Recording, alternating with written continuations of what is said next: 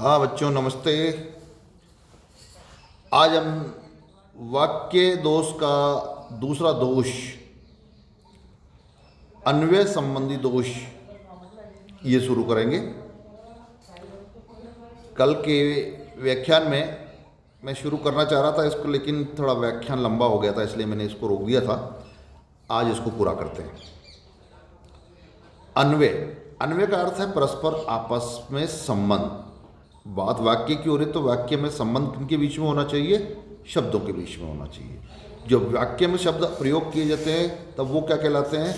वो कहलाते हैं पद। तो वाक्य में प्रयुक्त होने वाली संज्ञा, सर्वनाम, विशेषण तथा क्रिया की लिंग, वचन, काल और पुरुष के साथ परस्पर संगति स्थापित करने को ही अन्वय कहा जाता है। और इसके जो साधारण कुछ नियम है, सर्वमान्य, वो हम बात करेंगे। पहला नियम है इसका उपनियम है संज्ञा और सर्वनाम का अन्वय। संज्ञा के पुरुष, वचन और लिंग के अनुसार ही, ध्यान रहे, संज्ञा के पुरुष, वचन और लिंग के अनुसार ही सर्वनाम का पुरुष, वचन और लिंग प्रयुक्त होता है। अगर हमने राम संज्ञा का सर्वनाम को उपयोग में लिया है तो पुरुष, वचन और लिंग के अनुसार ही सर्वनाम में भी इनका वो यथावत रहेंगे। उदाहरण, राम ने कहा पिताजी मैं बाहर जा रहा हूं। यानी राम ने कहा, राम पुल्लिंग है, संज्ञा पुल्लिंग संज्ञा है, एक वचन है, तो कहा कि मैं बाहर जा रहा हूँ। मैं बाहर पुल्लिंग है तो मैं बाहर जा रही हूँ नहीं होगा, बाहर जा रहा हूँ, क्योंकि संज्ञा में जो पुरुष, वचन और लिंग है वो सर्वनाम में भी वो ही लगेंगे। सीता ने कहा पिताजी मैं स्कूल जा रही हूँ, बाजार जा रही हूँ, तो यहाँ पर रही हूँ, रही आ गया ना, ये लिंग के अनुसार है। अब कई आगे अगला इसका एक उपनियम है कि कई संज्ञाओं के बदले एक ही सर्वनाम आने पर, कभी कभार वाक्य में ऐसा भी होगा कि कई संज्ञाओं के बदले में एक ही सर्वनाम आएगा, तो उसका लिंग और वचन संज्ञाओं के लिंग और वचन के अनुसार ही प्रयुक्त होगा। अब देख के एक उदाहरण देखते हैं। सीता, मोहन, गीता और अनीता सर्कस देखने गए हैं। बहुवचन है, देखने गए हैं, बहुवचन है। वे 2 घंटे बाद लौटेंगे। यहाँ बहुवचन है तो बहुवचन के अनुसार ही लौटेंगे। वे से स्पष्ट है कि वो स्त्रीलिंग भी हो सकते हैं, पुल्लिंग भी हो सकते हैं। यहाँ मोहन और सोहन होगा तब भी वे लौटेंगे। ये ध्यान। सीता, गीता और अनीता सर्कस देखने गई हैं, यहाँ पर कोई भी पुल्लिंग नहीं है। वे 2 घंटे बाद लौटेंगी। अगर तीनों स्त्रीलिंग है तो सर्वनाम भी और लिंग भी, क्रिया भी उनकी किससे होगी? स्त्रीलिंग के अनुसार ही होगी। लौटेंगी, देखने गई हैं। देखो पहले वाले वाक्य में सीता, मोहन, गीता और अनीता 3 स्त्रीलिंग थी, एक पुल्लिंग था। तब हमें क्या लिखा हमने? सर्कस देखने गए हैं, वे 2 घंटे बाद लौटेंगे। और दूसरे वाक्य में 3 स्त्रीलिंग है, तब वे सर्कस देखने गई हैं, वे 2 घंटे बाद लौटेंगी। ये लिंग, वचन के अनुसार इसमें हमने क्रिया को प्रयोग किया है। स्पष्ट है बात? अब अगला नियम है कि विशेष्य और विशेषण का अन्वय।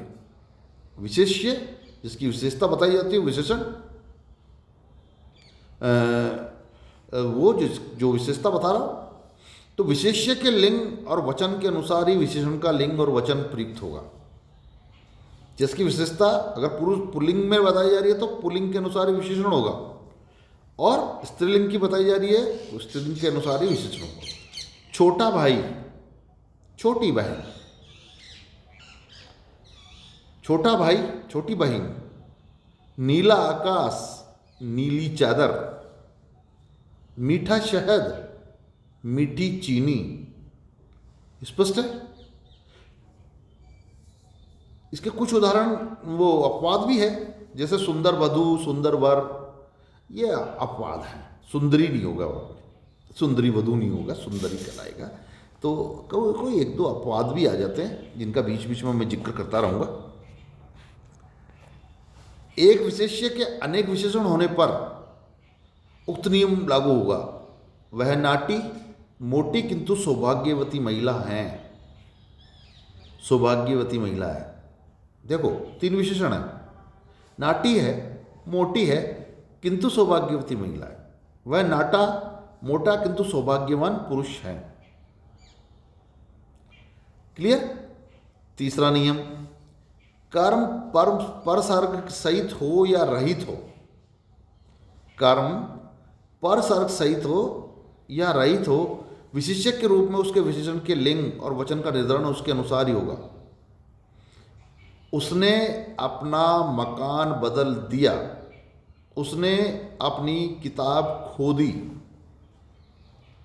मैं उनकी बेटी को जानता हूँ, मैं उनके बेटों को जानता हूँ। ये कर्म परसर्ग सहित हो या रहित हो में विशेषण जो विशेष्य के रूप में जो विशेषण के लिंग वचन के अनुसार ही यहाँ पर आ रहा है। अब कोई ये कठिन नहीं है नियम, सामान्य नियम है। अगला नियम है, जब वाक्य में भिन्न लिंग के कई विशेष्य हो, एक से अधिक लिंग के कई विशेष्य हो, तो उनके पूर्व एक एक ही विशेषण पद हो तो उनका निर्धारण निकटवर्ती विशेष्य के लिंग और वचन के अनुसार ही होगा। निकटवर्ती, या निकटवर्ती का मतलब है जहां वाक्य का अंत हो रहा हो। जैसे उस जो सबसे अंत में जो विशेष्य होगा और उसका विशेषण होगा, उनके अनुसार ही वाक्य का अंत होगा। देखते हैं, छोटी लड़कियां और बड़े लड़के आ रहे हैं। इसको उल्टा करें, बड़े लड़के और छोटी लड़कियां आ रही हैं, आ रही हैं। तो अंत में अगर स्त्रीलिंग है तो स्त्रीलिंग के अनुसार क्रिया हो जाएगी, पुल्लिंग है तो पुल्लिंग के अनुसार क्रिया हो जाएगी। छोटे लड़के और बड़ी लड़कियां आ रही हैं, स्पष्ट है। दोनों उल्टा करने पे क्रिया का रूप बदल रहा है। अगला है तीसरा नियम, कर्ता, कर्म और क्रिया का अन्वय। ये अपन ने पदक्रम में भी इन्हीं को पढ़ा था कि पहले कर्ता आएगा, फिर कर्म आएगा, फिर क्रिया आएगी। ये अन्वय तो हर वाक्य का साधारण नियम है। इस नियम की पालना नहीं होगी तो वाक्य बन ही नहीं सकता हिंदी में। तो ये तो ध्यान में रखना है कि ये अन्वय तो सामान्य नियम है, ये तो इस नियम की तो हम अवहेलना कर ही नहीं सकते। तो कर्ता के परसर्ग रहित होने पर क्रिया कर्ता के लिंग, वचन और पुरुष के अनुसार ही होगी। राम खाना खा रहा है, सीता खाना खा रही है। स्पष्ट है, क्रिया वैसी है जैसा करता है। राम खा रहा है और सीता खा रही है। अगला इसी में कर्ता के साथ परसर्ग ने के आने पर कर्म के लिंग, वचन और पुरुष के अनुसार ही होगा। ये भी इसी का विस्तार है। राम ने गाना गाया, सीता ने गाना गाया, राम ने साइकिल खरीदी। स्पष्ट है। यदि कर्ता और कर्म क्रमशः ने और को परसर्ग से युक्त हो, परसर्ग यानी कारक की विभक्ति चिन्ह, परसर्ग बार बार ये शब्द आएगा, इसका मतलब है कारक के विभक्ति चिन्ह से युक्त हो तो क्रिया पुल्लिंग, एक वचन और अन्य पुरुष की प्रयुक्त होती है। जैसे उसने लड़की को देखा, उसने लड़की को देखा। उसने कौन, यहाँ पर पुल्लिंग के रूप में ही आएगा, चाहे वो स्त्रीलिंग भी हो सकती है, लेकिन उसने, डाकुओं ने यात्रियों को लूटा। यहाँ डाकू स्पष्ट नहीं है कि वो स्त्री डाकू है या पुरुष डाकू है, लेकिन यहाँ पुल्लिंग एक वचन और अन्य पुरुष ही है। यहाँ पे उसने गायों को पानी पिलाया। उसने का मतलब कोई भी हो सकता है, लेकिन लगाएंगे हम पुल्लिंगी। अब एक ही भाव को प्रकट करने वाले एक वचन वाले अनेक कर्मों के पूर्व यदि कर्ता ने परसर्ग के साथ आए, कर्ता जैसे राम ने, सीता ने, हरि ने, श्याम ने, तो क्रिया एक वचन और पुल्लिंग होगी। उसने एक गाय, एक बैल और एक ऊंट खरीदा। खरीदे नहीं होगा, खरीदे एक, क्योंकि एक उसने ने है ना, तो क्रिया क्या होगी? एक गाय, एक बैल और एक ऊंट। अब अगला वाक्य बोलता हूं मैं। सीता ने बाजार से एक बस्ता, पुस्तक और पेन खरीदा। तो लास्ट में कितना है? एक वचन है, तो खरीदा उसके अनुसार ही आएगा। यदि अगला नियम, वाक्य में अनेक कर्ताओं को समुच्चय बोधक अवयव या वा अथवा द्वारा जोड़ा जाए तो क्रिया अंतिम कर्ता के लिंग और वचन के अनुसार ही होगी। इस काम को दो पुरुष या दो स्त्रियां करेंगी। या से जुड़ा हुआ है, तो अंतिम कर्ता कौन है?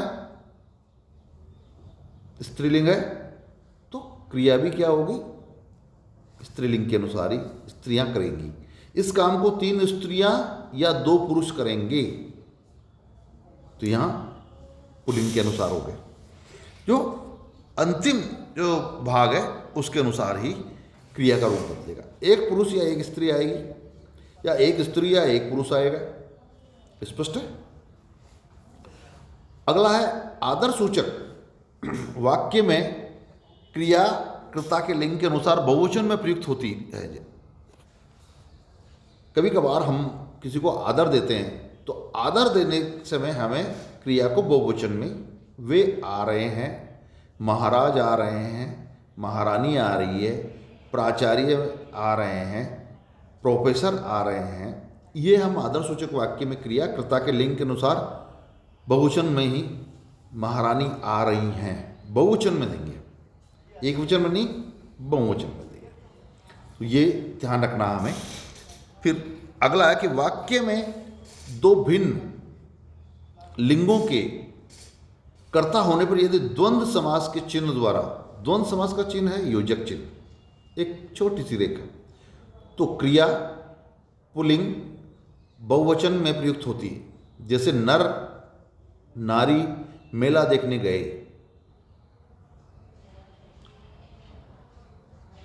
गए बहुवचन है, गए, तो इसलिए यहां पर बहुवचन में प्रयुक्त होगी। तो क्रिया पुल्लिंग में और बहुवचन में प्रयुक्त होगी, क्योंकि वहां पर भले ही अंत में नारी आ रही हो। नर नारी मेला देखने गए, यहां नारी आ रही हो तो गई नहीं होगा, क्योंकि यहां पर द्वंद्व समाज का योजक चिन्ह हमारे बीच में है, द्वंद्व समास के चिन्ह द्वारा जुड़े हुए हैं, इसलिए देखने गए, तो यहां पुल्लिंग ही आएगा, बहुवचन आएगी। चलो अगला नियम देखें। दो भिन्न लिंगों के परस्पर रहित, परसर्ग रहित एक वचन कर्ता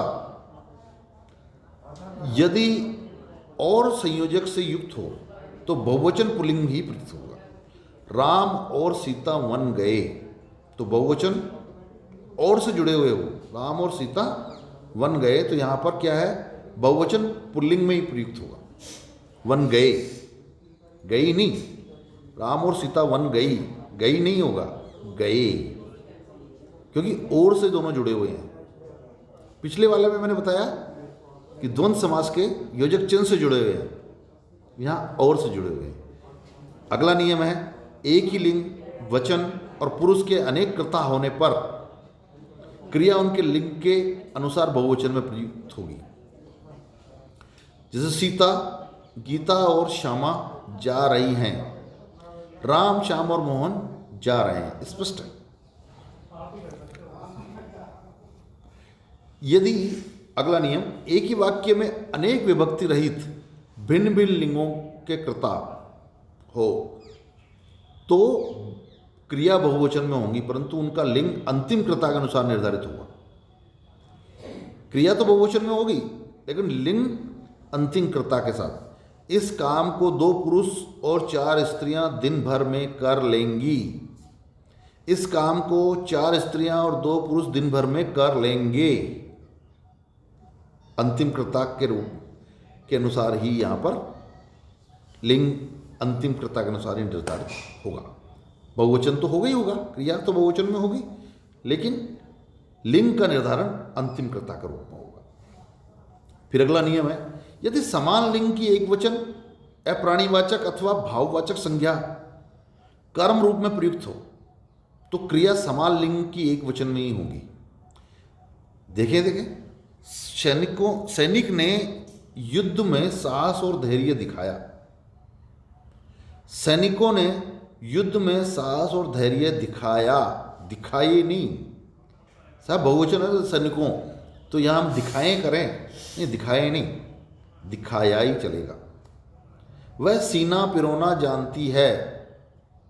सीना पिरोना जानती है नहीं होगा, है नहीं होगा, बहुवचन नहीं होगा, एक वचन ही होगा। तो ये ध्यान होगा, क्योंकि यहाँ पर सीना और पिरोना दोनों द्वंद्व समास के योजक चिन्ह से जुड़े हुए हैं। ठीक है। अगला जो नियम है, यदि समान या असमान लिंग वाले अनेक कर्म के साथ समान कार्य संपन्न हो तो क्रिया पुल्लिंग एक वचन में प्रयुक्त होगी। राम ने अपने गाय और बैल बेच दिए। हमने चिड़ियाघर में शेर और चीता देखा। शेर और चीता देखे नहीं, शेर और चीता देखा। पिछला नियम आया था ना, और से जुड़े हुए हैं, इसलिए देखा। उसमें तो बहुवचन था, लेकिन यहां पर एक वचन ही दिखाई। यदि क्रिया का कारण लुप्त हो तो विभक्ति युक्त कर्ता ही क्रिया एक वचन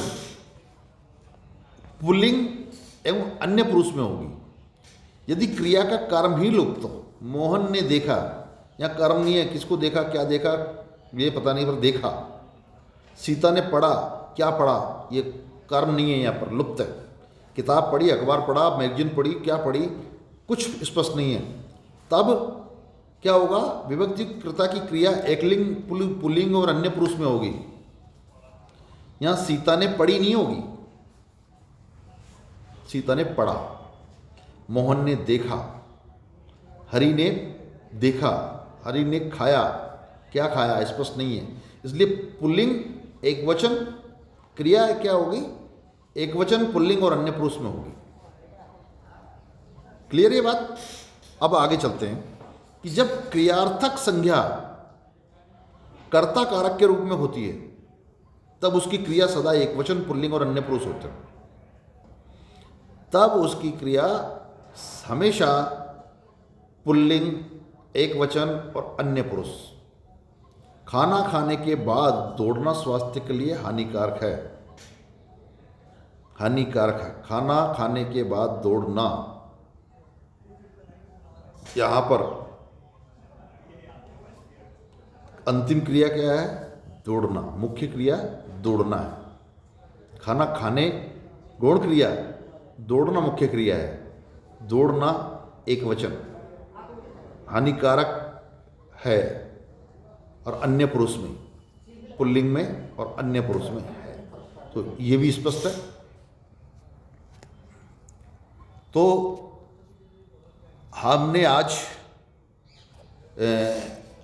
अन्वय संबंधी जो दोष होते हैं वो सारे दोष आज हमने यहाँ समझ लिए हैं। अब मैं समझता हूँ कि पदक्रम संबंधी दोष और अन्वय संबंधी दोष, इन दोनों दोषों को जानकर अब आप लोग वाक्य शुद्धि कर सकेंगे। एक और बिंदु है जो मैं अगले व्याख्यान में उसको शुरू करना चाहूँगा, वो भी ज़रूरी है वाक्य शुद्धि के लिए। तो आज का ये व्याख्यान मैं यहीं समाप्त करता हूँ। मिलते हैं अगले व्याख्यान में आप लोगों से।